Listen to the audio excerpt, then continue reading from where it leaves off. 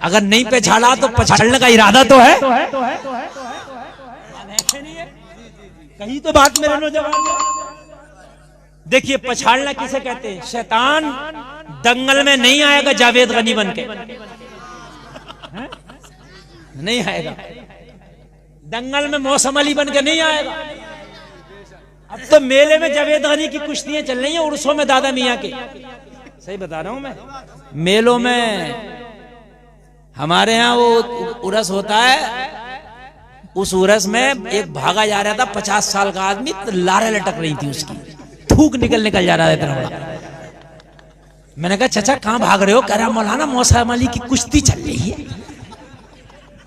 मैंने कहा कुश्ती चल रही है, तेरी भी कुश्ती का टाइम आ गया। हजरत इजराइल आने वाले हैं तुझसे कुश्ती के लिए। अपनी कुश्ती की तैयारी कर ले, मौसम अली की कुश्ती देखते आ। अब मौसम अली की कुश्ती देखने का नहीं है, मौसम अपनी कुश्ती देखने का। इजराइल का भी तो दाव पड़ेगा एक दिन। वो दाव ऐसा पड़ेगा चित करके छोड़ेगा। वो दाव ऐसा पड़ेगा कि वो चित करके छोड़ेगा, उसमें नहीं बच सकते। मेलों में कुश्तियां चल रही हैं, शर्म करो लोगों। मेले हो रहे हैं, मेले वो उर्सों में कुश्तियां, उर्सों में मुकाबले, उर्सों में शेख चुल्ली, उर्सों में उस्मान भारती आया था। और अब कुछ दिनों के बाद झर्राटे वाले बुड्ढे को बुलाएंगे। ऐसे ही बता रहा हूँ। हाँ वही ना तो चाहिए, कुछ मिल जाए बस।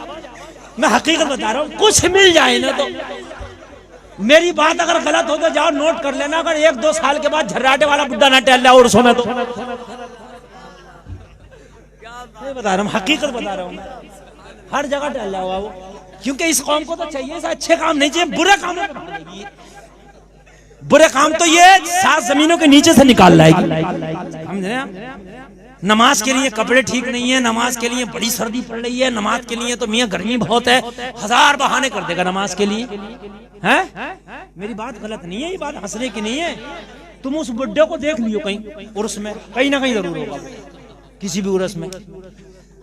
हम मेरे ये कौम बड़ी खतरनाक हो गई, ये कौम बड़ी खतरनाक। उर्सों में चल रहे हैं, शेख चुल्ली आ रहा।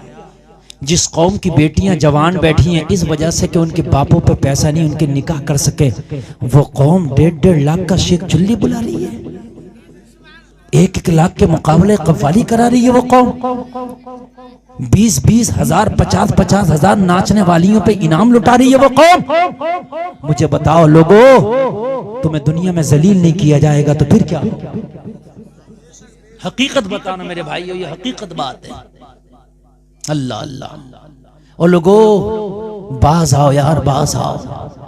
ये हीरो नहीं हो सकते तेरा हीरो ये है। सुन, मदरसे में पढ़ता है, जिस बुजुर्ग की बात बता रहा हूं, बस्ती में मदरसा है और बस्ती में घर भी हैं। एक घर में उसके घर वाले चले गए, एक जवान लड़की अकेली रह गई। इस बुजुर्ग का कहना है कि मैं बच्चा था उस वक्त। बच्चा क्या था, मेरी वो उम्र थी जो बचपने से जवानी की दहलीज पर कदम रखता है। हल्की हल्की दाढ़ी निकलती है, वो जो उम्र होती है 15-17 साल की उम्र। मैं इस उम्र में था, मदरसे में पढ़ता था, देखने भालने में मैं अच्छा था, खूबसूरत था। उस लड़की ने किसी बहाने से मुझे घर में बुला लिया। कहाँ बुला लिया? घर में बुला लिया। घर में बुला लिया। लोगों ये बातें सुनने की होती है ना। अगर कोई बात ऐसी आ गई मजाहिया बात, चलो आपने हंस लिया, लेकिन तकरीर का मकसद किसी को हंसाना या हंसना नहीं है। तकरीर का मकसद इस्लाह करना है बस। में कभी कोई बात आ गई, ठीक है, कोई बात नहीं है, कोई बात आ जाती है कभी, आपकी नींद भाग गई, इससे आप बेदार हो गए, लेकिन मकसद ये नहीं है। मेरा बुलाने का मकसद है कि आपको मैं हंसाऊं या आप हंसे, मकसद इस्लाह करना। और कभी भी मैं अपनी तकरीर में कोई चटकुल्ला नहीं बयान करता। बात वो होती है जो हकीकत होती है, उसे चाहे आप हंस के उसको सुन लो या रो के सुन लो। कहते मैं उस लड़की ने मुझे अपने घर बुला लिया और जैसे ही मैं उसके घर पहुंचा, किसी काम के बहाने से बुलाया तो उसने दरवाजा बंद कर दिया। लोगों ये है तुम्हारे हीरो, जरा सुनो यार। वो हीरो नहीं हो सकते जिन्हें पहनने का शऊर नहीं, जिन्हें पेशाब का शऊर नहीं, खाने का शऊर नहीं, वो हीरो नहीं हो सकते। तेरा हीरो ये है। सुन, कहने लगे, लड़की ने दरवाजा बंद कर लिया और दरवाजा बंद करके लड़की कहने लगी, मैं चाहती हूं मेरे साथ तुझे मुंह काला करना है। मेरे नफ्स की ख्वाहिश पूरी करनी है, मेरा दिल तुझ पे आ गया है, तू दिखने में बड़ा खूबसूरत है, मैंने तुझे देखा था इसलिए आज मेरा घर कोई नहीं है, मैंने तुझे मौका पाके किसी बहाने से बुलाया है, आज तुझे मेरे साथ मुंह काला करना होगा, मेरे नफ्स की ख्वाहिश पूरी करनी होगी। इस बुजुर्ग का बयान है, मेरी रूह कांप गई, बदन लरस गया। मौला मेरी जिंदगी की कमाई तो लम्हों में लूट लेगी। मौला जो मैंने सजदे कर करके तुझे राजी किया है, जो मैंने मदरसे में बैठ के काल अल्लाह व काल रसूल की सदाएं बुलंद की हैं, लम्हों में ये मेरी मेहनत पे पानी फेर देगी। अल्लाह अल्लाह जरा गौर करना, लोगों जरा गौर करना। इतना कहने लगे, मेरा दिल लरज रहा था, मेरा बदन लरज रहा था, लेकिन करता तो क्या करता, दरवाजा बंद था, लड़की पे शैतान सवार था। लोगों जरा गौर करो, ये है शैतान को पछाड़ना। अब सुनो कैसे पछाड़ा जाता है शैतान को। अब शैतान मैदान में आ गया था कुश्ती लड़ने के लिए, और किसकी शक्ल में आया, इस लड़की की शक्ल में आया था। मद्दे मुकाबिल कौन था, ये मदरसे का बच्चा था, मदरसे में पढ़ने वाले से आज शैतान की कुश्ती थी, और शैतान आया था लड़की की शक्ल में। जवान लड़की के सर पे शैतान सवार था, शैतान सवार होकर कुश्ती लड़ने आया था। लोगों दरवाजा बंद है, अखाड़ा सज गया है, लोगों जरा गौर करना।